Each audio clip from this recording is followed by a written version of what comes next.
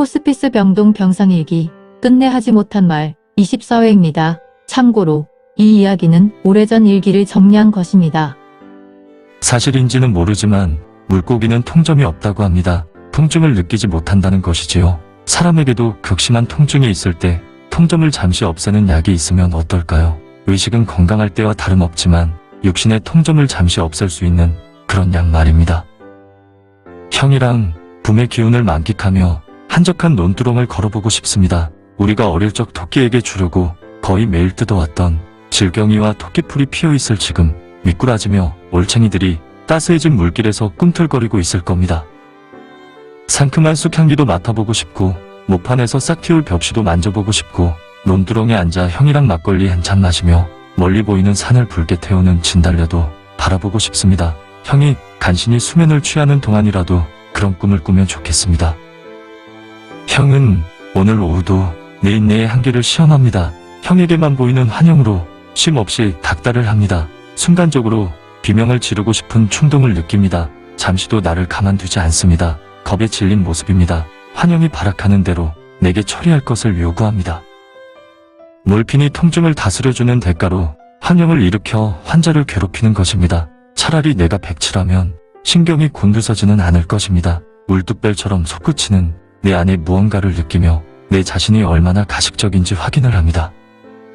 형은 지금 시공을 초월해 어느 곳엔가 있답니다. 순간적으로 수천만 리를 이동하는데 우리는 자기 말을 믿지 않을 것이랍니다. 형에게 지금 시끄럽게 들리는 음악도 우리는 들을 수 없다고 합니다. 문득 형은 지금 사후세계를 보고 있는 것일까 생각합니다. 입이 바싹 마른 것 같아 형에게 물을 주었습니다. 하지만 형은 내 얼굴에 물을 뿜어대더니 겁에 남을 물을 침대에 쏟아버립니다. 마치 어린아이가 땡깡을 부리는 것 같아 순간적으로 어이가 없어 웃음이 나올 뻔하였습니다. 형이 내게 어떤 행동을 하든 그런 힘으로나마 내 곁에 언제까지나 있었으면 좋겠습니다. 자신의 의지와 무관하게 이루어지는 돌출행동을 통제할 능력이 없는 형의 고통, 이 얼마나 클까요? 형이 어떤 행동을 하든 온유함을 잃지 말아야 하는데 때론 흔들리곤 합니다.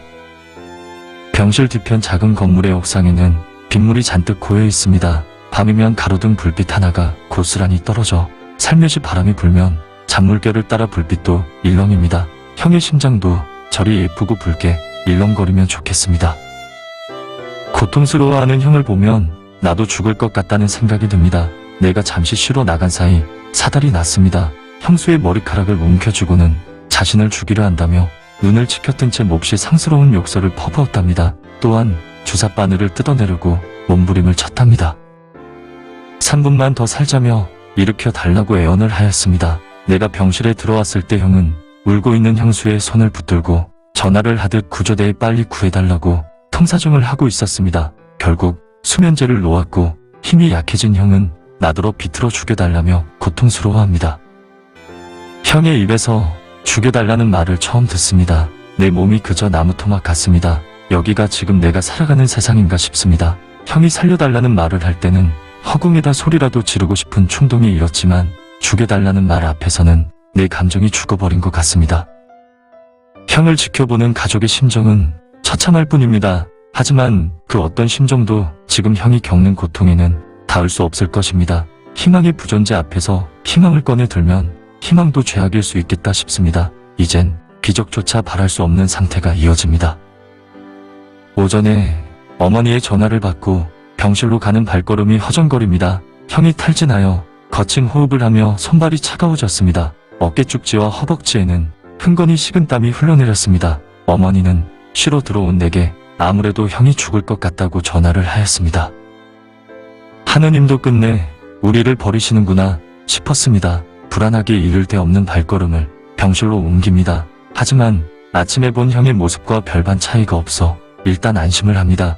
코에 옥시전어를 꽂아 호흡을 도와주고 마른 수건으로 식은땀을 닦고 마사지를 해주었습니다.